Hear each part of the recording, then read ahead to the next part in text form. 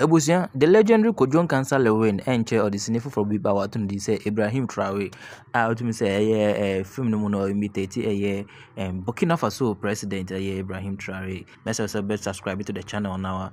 Watch share now so we just comment box no more. And share full video.